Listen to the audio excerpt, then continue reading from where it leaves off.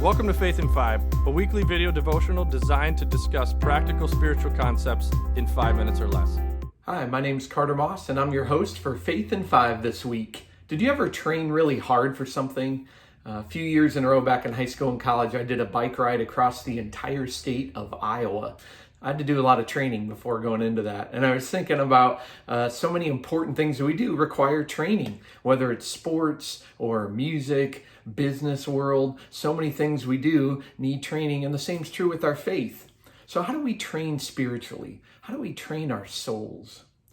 The bigger question is, how do we engage more with Jesus this year? That's what I want to talk about in this series, because if you're like me, it's been a hard past year to do that. Some of us have kind of disengaged from our faith, and we want to know how to re-engage. And so I want to talk about that, because really how you re-engage with your faith, re-engage with Jesus, is through training. It's through training. That's what the Apostle Paul writes to his young apprentice Timothy in 1 Timothy 4:7. He says, train yourself to be godly. Notice he doesn't say just try harder to be godly. He says to train yourself. And so many of us have viewed religion as just trying harder, but it's really about training wisely and training well. And the main way we train spiritually is through spiritual practices, spiritual disciplines. Through those practices, we can actually train ourselves to think and act like Jesus.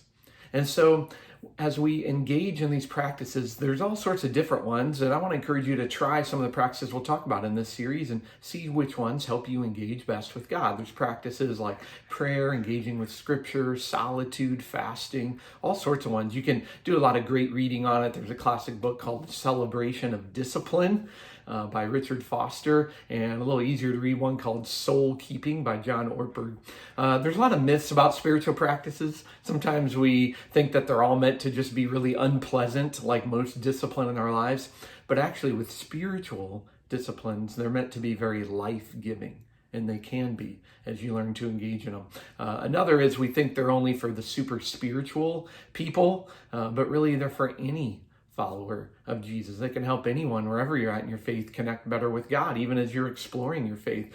Sometimes we think they're just a way to earn favor with God, right? This is how I kind of get brownie points with God, by engaging in spiritual practices. But actually, they're for us. They actually help us change and grow. They're created for our benefits. They're activities to connect us to God, not achievements for us. So I hope to help you engage in these wherever you're at spiritually. If you're new to faith, this can help you discover and learn more of who God is, these different practices. If you're more experienced in faith, this helps you grow to that next deeper level, and you can try more of the practices and try them for longer. If you're not even sure yet what you think about Jesus, these practices can help you actually learn more of who he is. So remember, one other thing with spiritual practices is at first we do them to kind of have a relationship with God. And then eventually we do them because of our relationship with God.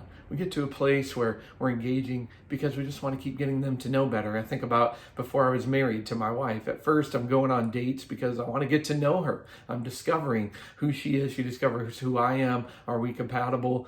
Now when we go on dates, it's just because we want to deepen our relationship. And so that's how it can be with God. So I want to challenge you, encourage you to commit to some real spiritual training this year. We never just drift into an amazing relationship with God. So if you find yourself being disengaged and disconnected from him, then you can take the steps closer to him, to re-engage with him. And we can do that through spiritual practices, which we'll talk about in the coming weeks.